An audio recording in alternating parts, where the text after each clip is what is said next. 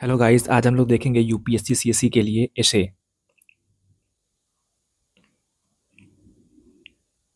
UPSC CSC या फिर UP PCS या जो भी स्टेट पीसीएस मैं कहूँगा सही होगा। स्टेट पीसीएस के लिए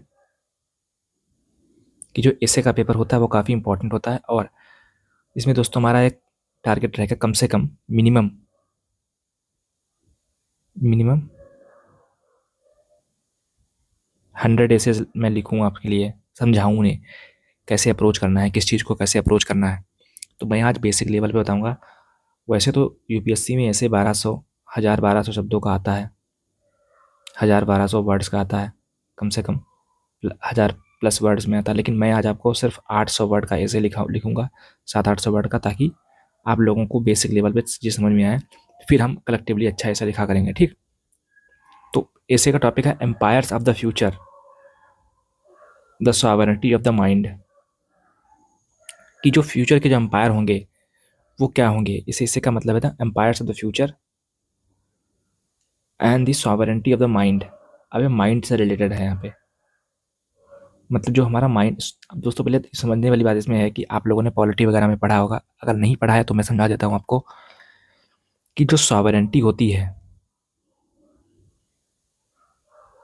वो होती है कि सुप्रीम फ्रीडम, सुप्रीम फ्रीडम। अब ये क्या होती है, जैसे मान लो आप एक घर में रह रहे हो, आप एक घर में हो और यहाँ पर आपके मम्मी पापा हैं, भाई बहन है, भाई बहन है, सब लोग हैं। और मान लो आप नॉनवेज नहीं खाते हो, सपोज करो आप नॉनवेज नहीं खाते हो, लेकिन आपके घर में सब लोग नॉनवेज खाते हैं। तो अब आप उनसे कहोगे नहीं, मैं नहीं खाता हूँ, तो मेरे लिए खाना अलग बनाओ, बर्तन उसके अलग होने चाहिए। जिस जहाँ भी आप खाना बनाओ तो उसके बर्तन अलग होने चाहिए। तो मैं क्या करूँगा, तो ये मेरी फ्रीडम है। मैं नहीं चाहता हूँ कि आप लोगों की मैं प्रैक्टिस फॉलो करूँ, क्योंकि मेरा मन होता है कि मैं जो जीव हैं जितने भी, बकरा है, बकरी है, या मुर्गा है, मुर्गी है, मछली है, जो भी है, इन सबको मैं बचाऊँ। मैं देखता हूँ तो काफ़ी बुरा लगता है। तो इसीलिए मैं चाहता हूँ कि मैं अपनी ये प्रैक्टिस, आप लोगों की प्रैक्टिस ना फॉलो करूँ, मैं अपनी प्रैक्टिस सिर्फ फॉलो करूँ। तो ये जो कोई, अब मम्मी पापा ने डांट दिया मान लो आपको कि नहीं तुम खाओगे यही खाओगे, तो अभी आप लोग डर जाओगे। अगर डर गए तो आप सॉवरेन नहीं हो।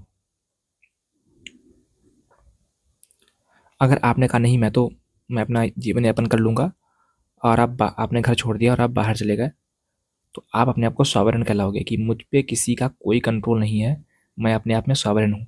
मैं अपने डिसीजंस ले सकता हूँ, उसको इम्प्लीमेंट कर सकता हूँ। अगर मैं कर लूँ तो आप सॉवरेन हो। आपका चाहे परिवार हो, चाहे सरकार हो, चाहे कोई हो, वो कोई भी, anybody in the world, anybody हो, कोई भी हो, वो आपको कंट्रोल नहीं करती बेसिकली। आप उन सबसे फ्री हो, आप जो चाहो सोच सकते हो। ऑब्वियस सी बात है कि आप कहो कि मैं ये सोचता हूँ कि मैं तुम्हारे थप्पड़ मारूंगा, तो ठीक है आप थप्पड़ मारो, फिर ये भी तुम्हारा थप्पड़ मारेगा, तो उसका बैकलैश तुम्हें झेलना पड़ेगा, क्या है। लेकिन तुम्हारे पास फ्रीडम है तो तुम सॉवरेन हो। यहाँ पर यही बात की जा रही है। जैसे इंडिया क्या है, इंडिया के लॉ मेकर्स क्या है, वो सॉवरेन है। इंडिया क्या है, एक सॉवरेन कंट्री है। क्यों? क्योंकि ब्रिटिश के ज़माने में हमको ब्रिटेन से परमिशन लेनी पड़ती थी। लेकिन अभी क्या है, अभी हमको इंडिया किसी से परमिशन नहीं लेता है, वो अपने नियम खुद बनाता है, ठीक। चलो चलते हैं आगे तरफ, कि अभी माइंड सॉवरेन का मतलब है क्या, यही कि जो सोचता हूँ मैं वो अपनी अपने आप से सोचता हूँ, फ्रीली सोचता हूँ, फ्रीली सोचता हूँ मैं, ठीक। तो अभी मैं देखता हूँ क्या है यहाँ पे। ये शुरू होता है कि एम्पायर। अब एम्पायर क्या है, एम्पायर में कौन कौन से लोग होते हैं। एक राजा होता है, या रानी होती है, राजा रानी होती है। राजा रानी क्या करती है, लोगों पर कंट्रोल करती है, लोगों पर अपना, कंट्रोल्स द पीपल, कंट्रोल्स, लोगों पर अपना कंट्रोल करती है, controls people, controls large population, ठीक। वो उनकी बात मानते हैं। तो एम्पायर थे। मतलब पहले एम्पायर क्या था कि लोगों की संपत्ति, पीपल प्लस उनकी प्रॉपर्टी, ये थे। और उनकी वेल्थ जो उन्होंने कमाई की है, धान, चावल, मूंग, उड़द, जितनी भी उन्होंने अनाज पैदा किया है वगैरह वगैरह, ठीक है। मतलब जितनी उनके पास धन दौलत है वो सब कंट्रोल करते थे एम्पायर्स, राजा रानी वगैरह वगैरह। तो यहाँ से ये होता अंपायर। तो मतलब अंपायर क्या है कि जो लोगों, जब उसका जो शासक है वो कंट्रोल करता आपको है, तो वहाँ से जो उसका जो पूरा जो क्षेत्र है, ये मान लो कंट्री है, इसमें एक राजा रहता है, मान लो अशोक द ग्रेट। अब अशोक कंट्रोल करता है तो यहाँ पे लोग उसके अधीन हैं, लोग उनकी बात मानेंगे। फिर धीरे धीरे क्या हुआ,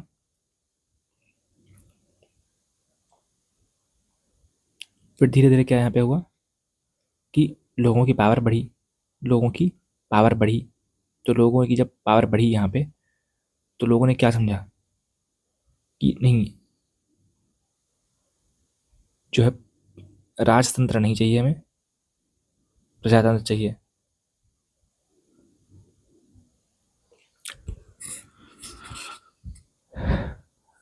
तो राजतंत्र से प्रजातंत्र, फिर ऐसे क्या हुआ कि थोड़ा सा पीपल अपने सॉवरेन हुए। तो इनकी मतलब सॉवरेनिटी घटी या बढ़ी, जो भी कह सकते हैं आप, वो राजा की।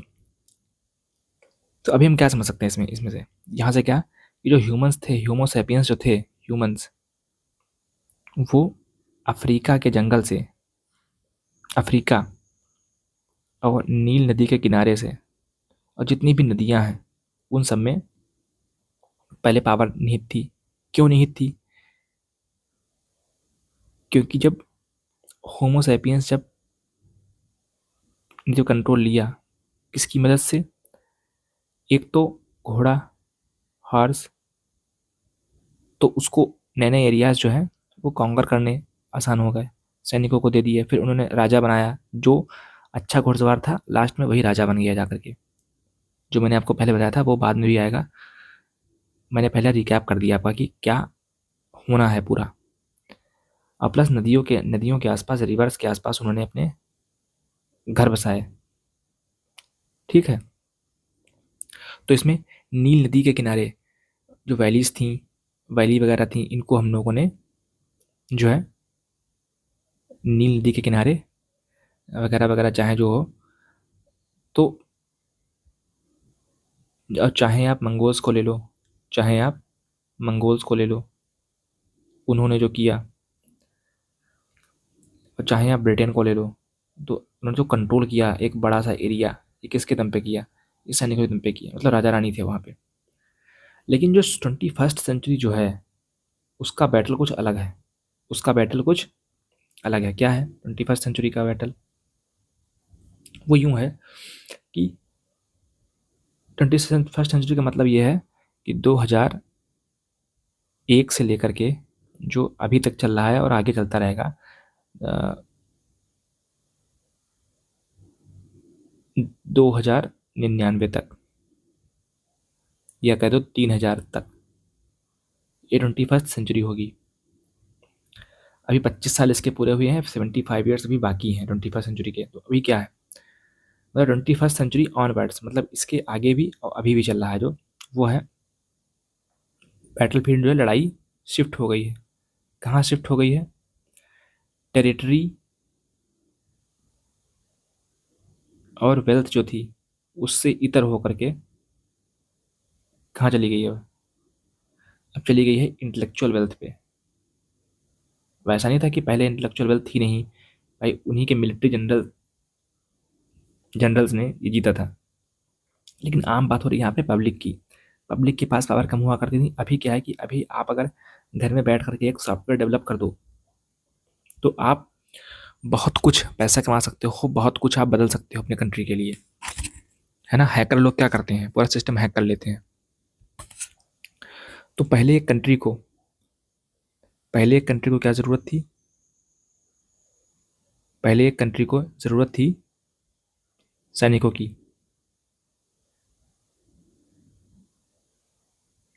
पहले एक कंट्री को ज़रूरत थी सैनिकों की, पहले एक कंट्री को ज़रूरत थी सैनिकों की, मतलब मिलिट्री की। अभी क्या है, उनको साइंटिस्ट चाहिए, इंजीनियर्स चाहिए।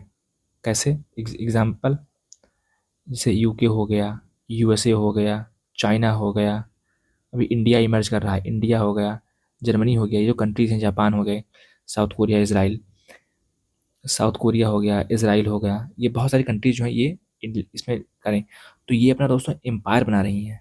पहले क्या था कि एक लैंड है, उसका एक शासक है, राजा है। अब क्या है, अभी मान लो कंट्री से है यूएसए, तो उसमें कहने को तो शासक डोनाल्ड ट्रंप हैं, वहाँ के राष्ट्रपति, लेकिन अभी वहाँ पे बहुत सारे एम्पायर्स हैं।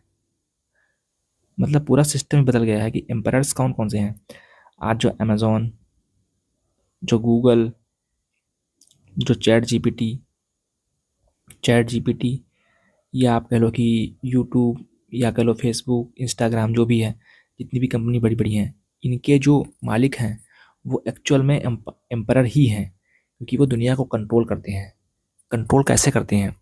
कंट्रोल करते हैं ब्रेन पे कंट्रोल करके। पहले के राजा क्या करते थे कि उनके वेल्थ पे कंट्रोल था। अब मान लो मैं हूँ, मान लो ये अशोक आदि ग्रेट के समय जी रहा हूँ, या अलेक्जेंडर के समय जी रहा हूँ। अब मान लो मैंने अपने खेत में 100 किलो गेहूँ उगाया। अब मैं चाहूँ तो कुछ चीज़ छुपा सकता हूँ कि चलो 60 किलो गेहूँ छुपा लिया, मैंने सरकार को रिपोर्ट किया कि 40 कुंटल गेहूँ हुआ, तो इनका मुझ पर कंट्रोल कम है, क्योंकि मैंने छुपा दिया। ऑफिसर्स भी इतने करप्शन वगैरह थे। करप्शन जब आज तक है तो तब तो करप्शन बहुत हुआ होता होगा, जब तो मतलब बहुत साधन थे चोरी छिपे करने के। गांव में यूनिटी रहती थी, गांव में एकता थी कि ऑफिसर्स कुछ बताएंगे ही नहीं, जितना अनाज हुआ हम किसी को बोलेंगे ही नहीं। लेकिन आज क्या, आज सिस्टम बदल चुका है। आज वो आज की जो एम्पायर बिल्डिंग प्रोसेस है, वो आपके ब्रेन को कंट्रोल करती है, ब्रेन को कंट्रोल करती है, दिमाग को कंट्रोल करती है, आपके दिमाग को कंट्रोल करती है, कंट्रोल करती है। कैसे कंट्रोल करती है? आपको बार बार जो है वही चीज़ें दिखा करके, जो चीज़ आप देखना चाह रहे हो। सपोज करो आप एक गाना सुन रहे हो, अब यूट्यूब क्या करेगा, आपको उसी टाइप के गाने आपको और दे देगा, फिर आप इस पे क्लिक करोगे, फिर ये खत्म हो जाएगा, फिर इस पे क्लिक करोगे, ऐसे अनगिनत गाने आते ही रहेंगे, आप सुनते रहो। तो पता लगा 24 आवर्स की आपकी आपकी डे लाइफ है, और आप उसमें से 8 घंटे सोते हो, 8 घंटे काम करते हो, बाकी जो 8 घंटे हैं उनमें आप गाना, फ़ोन, व्हाट्सएप, ट्विटर, ये सब चलाते रहते हो। तो आपके 1/3 हिस्से को आप, या मैं कहूँ कि, क्योंकि 8 घंटे सोते हो आप, वो 8 घंटे जागते हो, 8 घंटे काम करते हो, तो सोना वाला हटा दो आप। मतलब 50% आपकी लाइफ जो आप फ़ोन चलाते हो वगैरह वगैरह इंटरनेट पे, ये कौन कंट्रोल कर रहा है? ये आज के जो सम्राट हैं, एम्परर्स हैं, यही कंट्रोल कर रहे हैं। और ये जो ये चाहते हैं उसको प्रमोट करते हैं। जो प्रोडक्ट चाहते हैं ये, या फिर जो भी कोई सामान चाहेंगे, वो इसको प्रमोट करेंगे।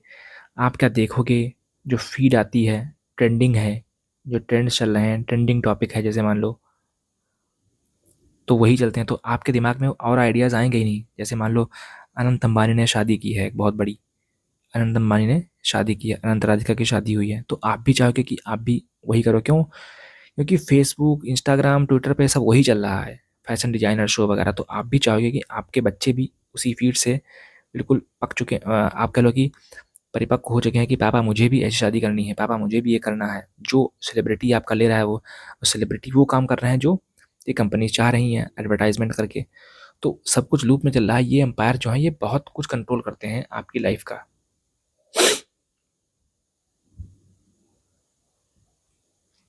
ठीक है।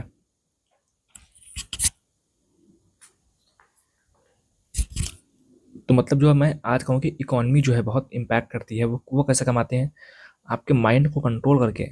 जो वो चाहते हैं, 1 रुपए की चीज़ को 5 रुपए में बेचते हैं। क्यों? क्योंकि वो आपके माइंड को कंट्रोल कर चुके हैं। वो चीज़ आपको लेनी ही पड़ेगी इस तरीके से। अब इनोवेशन डिवाइड, अब देखो, अब कहो कौन एम्परर बनेगा? एम्परर वो बनेगा जो अपनी टेक्नोलॉजी में ज़्यादा इन्वेस्ट करेगा, जो अपनी टेक्नोलॉजी में ज़्यादा इन्वेस्ट करेगा। अब अमेरिका, चाइना वगैरह ऐसे कंट्रीज़ हैं जो बहुत इन्वेस्ट कर रहे हैं अपनी टेक्नोलॉजी में, तो वो ह्यूमन माइंड को कैप्चर करते हैं, ह्यूमन माइंड को कंट्रोल करते हैं। तो पहले था कि ट्रेड डेफिसिट था, आज था नॉलेज डेफिसिट। आज एक वर्ड नया आ गया है, नॉलेज डेफिसिट। जिस कंट्री के पास नॉलेज डेफिसिट है, मतलब कि नॉलेज डेफिसिट का मतलब यहाँ पे क्या हुआ जा करके, नॉलेज डेफिसिट का मतलब सिंपल सा हुआ,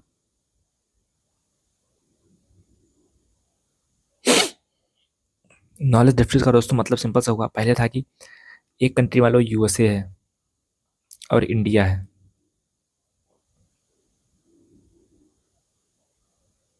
अगर यूएसए और इंडिया है, मान लो इनमें कुछ ट्रेड गैप था। ट्रेड गैप का मतलब क्या था कि इंडिया 5 रुपए की चीज़, 50 रुपए की बेचता मान लो है, लेकिन खरीदता 30 ही रुपए का है।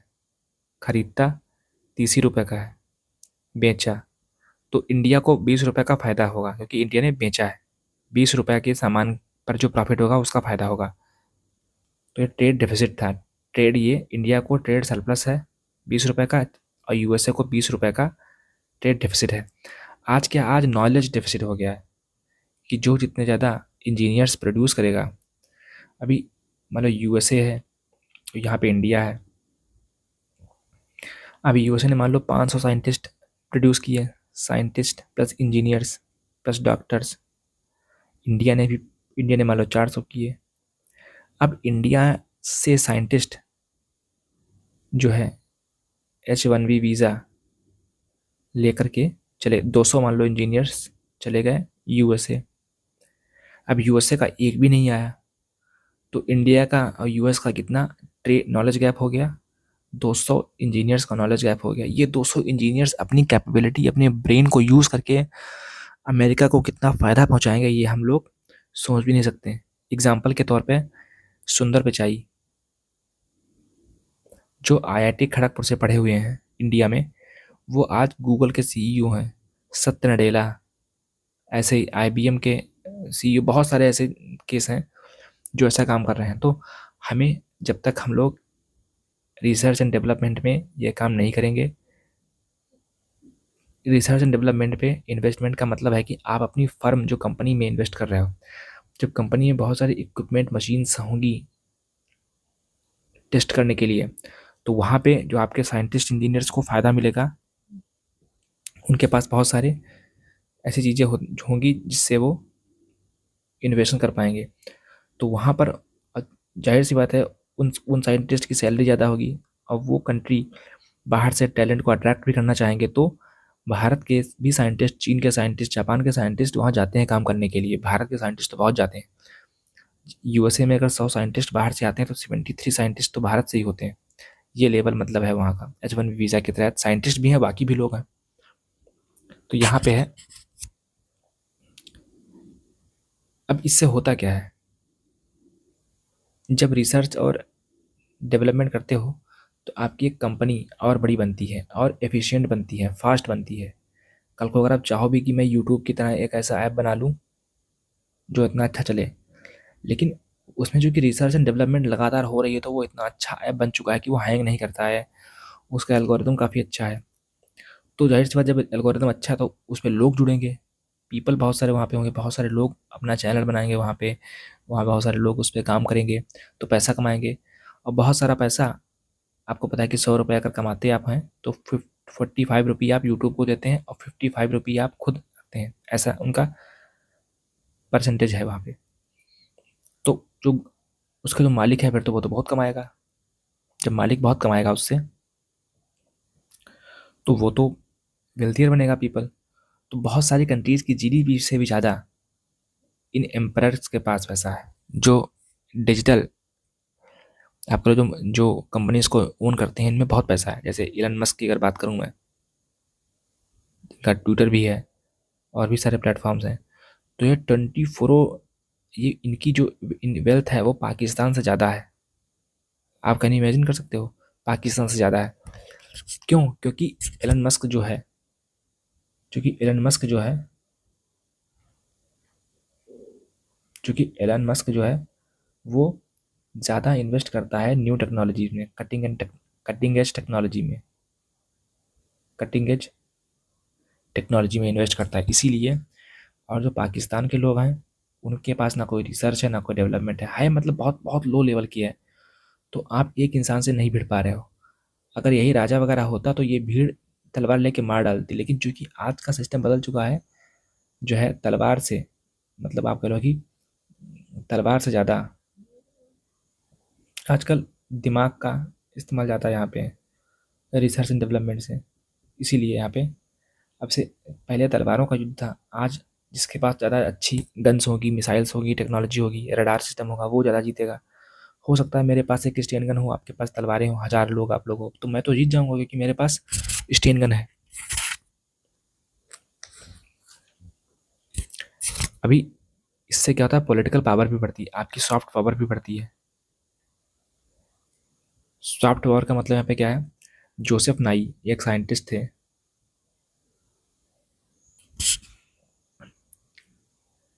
जोसेफ नाई जोसेफ नाई एक पॉलिटिकल साइंटिस्ट थे, जिन्होंने कहा था कि सॉफ्ट पावर ज़्यादा लोगों को अट्रैक्ट करती है, आपकी हेजमनी को बरकरार रखती है। अब हेजमनी क्या होती है, हेजमनी का मतलब होता है पावरफुल। आप सिंपल समझ लो, पावरफुल। यूएस की हेजमनी ज़्यादा है हर फील्ड में लगभग, चाहे टेक्नोलॉजी में ले लो आप, चाहे आप फिल्म इंडस्ट्री में ले लो, चाहे आप मिसाइल पावर में ले लो, चाहे इकोनॉमी में ले लो, हर जगह यूएस एक काफ़ी बड़ा डोमिनेंट पावर है। तो अभी जैसे ये एलन मस्क वगैरह हैं, चाहे आप एलन मस्क का एग्जांपल ले लो, चाहे आप बिल गेट्स का एग्जांपल ले लो, चाहे आप जेफ बेजोस का एग्जांपल ले लो, अमेजोन के मालिक, इन सभी ने कोई तलवार या बंदूक के दम पे लोगों को अट्रैक्ट नहीं किया है। तलवार या बंदूक के दम पे लोगों को अट्रैक्ट नहीं किया है। इन्होंने जो अट्रैक्ट किया है लोगों को, ये सर्विस, सेवा देने से, सर्विसेज की दम पे। हाथ में मोबाइल फ़ोन में आप सब कुछ देख सकते हो, जो देखना चाहो आप किसी से बात कर सकते हो घर बैठे। तो ये जो है, इसे कहते हैं, जब आप क्या करते हो तो वो लड़का या बच्चा या आदमी या औरत, वो उस पर्टिकुलर कंपनी का फ़ैन हो जाता है ना। मोबाइल फ़ोन जिसने बनाया होगा तो उसका फ़ैन। जब आप उसके फ़ैन होते तो आप ऑलरेडी उस इंसान के फ़ैन हो जिसने बनाया वो है। तो अट्रैक्ट काफ़ी करती है। अभी जैसे दोस्तों देखो, इतिहास में अगर आप देखो, पावर भी, लड़ाई भी रही है, आइडियोलॉजिकल वॉरफेयर जो रहा है यूएसए और अमेरिका और सोवियत रूस के टाइम पे। यूएसए का मतलब अमेरिका और इसका मतलब सोवियत संघ, सोवियत संघ। तो अभी क्या है, डिजिटल जो वॉर है, पहले पहले एम्पायर, अभी इसकी एक आइडियोलॉजी थी कैपिटलिज्म, इसकी थी सोशलिज्म, कि सब कुछ स्टेट कंट्रोल करेगी। यहाँ पे क्या, कैपिटलिज्म। जीत किसकी हुई अंततः, इनकी हुई। ज़्यादा जो वेलफेयर पॉलिसी आज भारत में लाई जा रही हैं, स्कीम्स लाई जा रही हैं गरीबों के लिए, वो सोशलिज्म के कॉन्सेप्ट से आती हैं। और जो हम लोग फ्रीडम दे रहे हैं लोगों को कि एफडीआई इतना इन्वेस्ट करो भारत में आकर के, हम 74% सेक्टर खोल रहे हैं, किसी में 100% सेक्टर खोल रहे हैं कि आप 100% इन सेक्टर में आप इन्वेस्ट कर सकते हो। तो वहाँ पर आप मान सकते हो कि तो दोनों का फ्यूजन है, लेकिन ज़्यादा कैपिटलिज्म विन करता है अगर देखा जाए तो। तो पहले के एम्पायर्स थे कि जैसे चंगेज़ खान है या विक्टोरिया है या फिर चंद्रगुप्त मौर्य हैं, इनके एम्पायर्स लैंड पे थे और पीपल को पता था क्या है। कई बार था कि लोगों के अहित में एम्पायर काम करते, लेकिन आज क्या है, आज के जो एम्पायर्स हैं, बिल गेट्स हो गए वगैरह वगैरह, ये क्या है, ये लोगों के दिमाग पर अटैक करते हैं, लोगों के दिमाग को बदल देते हैं, लोगों के दिमाग से ही काम करवाते हैं। तो कहीं ना कहीं ये फैन फॉलोइंग हासिल करते हैं डेटा से। अब ये कैसे होता है, एक कोई बड़ी कंपनी मान लो है, एक कोई बड़ी कंपनी मान लो है, जैसे मान लो गूगल है। अब गूगल कंपनी की का यूट्यूब है। अब जो भी आप देखते हो, ये जो भी सर्च करते हो, तो वो अमेरिका गूगल का जो डेटा सेंटर जो है, जहाँ पे दुनिया भर का डेटा इकट्ठा है, दुनिया भर के जितने भी लोग गूगल को यूज़ करते हैं, वो क्या सर्च करते हैं, क्या देखते हैं, वो सब यहाँ पे अपलोडेड है। फेसबुक का भी यही हाल है, फेसबुक पे के पास भी यही है, उसका भी डेटा सेंटर ये है। आप जितना फेसबुक यूज़ करते हो, सब कुछ फ़ोटो कमेंट वगैरह देखते हो, क्या आपको पसंद है क्या नहीं पसंद, कहाँ गए कहाँ नहीं गए, तो वो एक्चुअल में आपकी पास्ट आपका जान चुका है और उसको पता है कि आप ज़्यादा चीज़ें कौन से करती हो, आप धार्मिक हो या आप बिजनेस पर्सनालिटी हो, तो आपको वो वही ऐड दिखाता है, प्रचार आपको वही दिखाता है। तो आपके वो दिमाग को कंट्रोल करता है। फिर धीरे धीरे क्या करता है कि वो वैसी चीज़ें दिखाता है। जैसे मान लो एक लड़की है, वो खूब सारे जो है व्लॉग बनाती है जिसमें वो कपड़े का मेकअप खूब दिखाती है वो। अब क्या होगा कि उसके आसपास में जो ऐड आएंगे वो मेकअप से ही आएंगे कि ये क्रीम लगाओ, ये पाउडर लगाओ, गोरे हो जाओगे, काले हो जाओगे, जो भी है। तो वो आपके दिमाग को क्यों? क्योंकि वो आपके बिहेवियर को प्रेडिक्ट कर लेते हैं। क्योंकि वो आपके बिहेवियर को प्रेडिक्ट कर लेते हैं। और बिहेवियर जो प्रेडिक्ट कर लेता है इंसान का, वो आपसे वही काम करवाता है जो वो चाहता है। गूगल जो चाहेगा वो आप करोगे, बेहोशी में करो चाहे होश में करो, क्योंकि उसने आपकी सारी जो है लिबर्टी छीन ली है। ऐसा नहीं कि उसने कुछ कहा है कि दे दो, आपका दिमाग ही वैसे काम करता है जैसा वो चाहता है। इसलिए आज का अगर आप एम्पायर बिल्डिंग करो तो रिसर्च एंड टेक्नोलॉजी में रिसर्च एंड उसमें डेवलपमेंट काफ़ी ज़रूरी है। जैसे आज के टाइम पे एआई आ गया है, आर्टिफिशियल इंटेलिजेंस, उसका भी एक नया वर्जन आया है, आर्टिफिशियल जनरल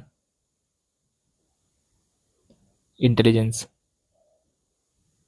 ये क्या कर, आप देख रहे होंगे जेमिनाई है, क्लॉड है या चैट जीपीटी है या डीप सीक है, ऐसे बहुत सारे हैं। टेक्स्ट क्रिएट करते हैं या वीडियो क्रिएट करते हैं, है ना। तो ये पूरा ग्लोबल नैरेटिव बदल के रख सकते हैं।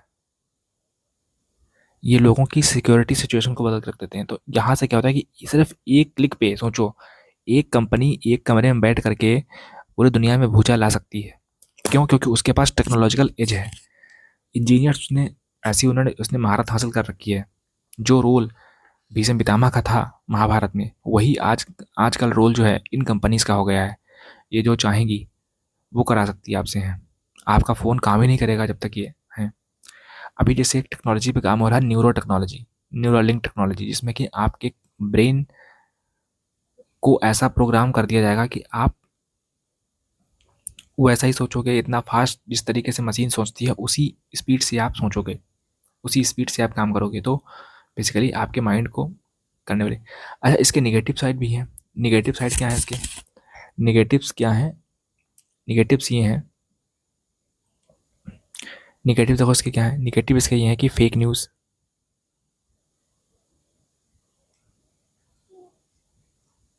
नेगेटिव है इसके फेक न्यूज़ है नंबर एक। नंबर दो क्या है? क्योंकि बिग चैलेंज है ये पाकिस्तान से, जिस तरीके से इंडिया में फेक न्यूज़ का प्रोपेगेंडा आता है, टेररिज्म वगैरह काफ़ी इससे बढ़ सकता है। एक्सट्रीमिज्म काफ़ी बढ़ सकता है। बहुत सारे अटैक हुए हैं, बहुत सारे वॉर भी हुए हैं। मेंटल हेल्थ पे इससे असर पड़ता है कि आप बहुत ज़्यादा यूज़ करते हो, है ना। एंग्जाइटी वगैरह, फीवर वगैरह, ये सब स्ट्रेस वगैरह जो काफ़ी आते हैं, तो वो भी चीज़ें हैं। तो इन चीज़ों को, ये सब एम्पायर्स बन तो रहे हैं। जिस तरीके से पहले के ज़माने में राजाओं के खिलाफ विद्रोह होते थे, आजकल क्या है, विद्रोह राजाओं के नहीं, उन टेक्नोलॉजी से आप इतने पीड़ित हो जाते हो कि आप कुछ कर नहीं सकते हो। ठीक है। भारत का इतिहास रहा है कि भारत ने हमेशा से टेक्नोलॉजी में इन्वेस्ट किया है। चाहे नालंदा हो, तक्षशिला हो, रिसर्च एंड डेवलपमेंट में हमने काम फोकस किया है। लेकिन चूंकि क्या है कि मिडवल इंडिया में हमने इतना रिसर्च पे फोकस नहीं किया। जब यूरोप में ऑक्सफोर्ड बन रही थी, ऑक्सफोर्ड कैलिफोर्निया में स्टैनफोर्ड यूनिवर्सिटी बन रही थी, तब हमारे यहाँ पे लोग नाच गाना कर रहे थे, है ना। तो बात यह है कि आपको रिसर्च डेवलपमेंट पे काम करना पड़ेगा। ये तब हो रहा था जब 25% जीडीपी भारत की थी। तो भारत में शायरी का माहौल था, शायराना माहौल था। आज दिल शायराना शायराना लगता है, इस तरीके का माहौल था। अभी क्या है कि हमें रिसर्च एंड डेवलपमेंट पे काम करना पड़ेगा, क्योंकि ये चीज़ें बदल चुकी हैं। और हम अगर एजीआई पे काम कर लिया हमने, आर्टिफिशियल जनरल इंटेलिजेंस, जो कि आज बहुत तेज़ी से काम हो रहा है, इससे हम क्लाइमेट चेंज की समस्या को रोक सकते हैं, क्लाइमेट चेंज से लड़ सकते हैं, बायोडाइवर्सिटी से लड़ सकते हैं, है ना। मीट ईटिंग कंजम्पशन जो चल रहा है, इसको अगर हम रोक दें तो बहुत कुछ हम बदल सकते हैं, पानी के लॉस को बदल सकते हैं। और इसका एक दोस्तों निगेटिव इम्पैक्ट ये रहा है कि इसने जो है इससे जो डेटा सेंटर जो बने हुए हैं, चाहे गूगल के हो गए हो, चाहे व्हाट्सएप के हो गए, चाहे फेसबुक के हो गए हो, ये पानी काफ़ी कंज्यूम करते हैं। तो इसका भी एक कारण है कि पानी कंज्यूम करते हैं, तो ये एक निगेटिव साइड भी इसकी है कि कंपनीज जो है ये पानी भी काफ़ी, लेकिन उस अमाउंट में नहीं जितना है। अपने वेदों में, उपनिषदों में कहा गया है कि education is that which liberates. अभी इन एम्पायर का काम ये होना चाहिए कि हम डोमिनेट ना करें, हम लोगों को लिबरेट करें। किससे? लोगों के जो रूढ़िवादी जो अप्रोचेस हैं, जो लोगों ने अपने दिमाग में भर रखे हैं, उनसे उनको आज़ाद करवाएं।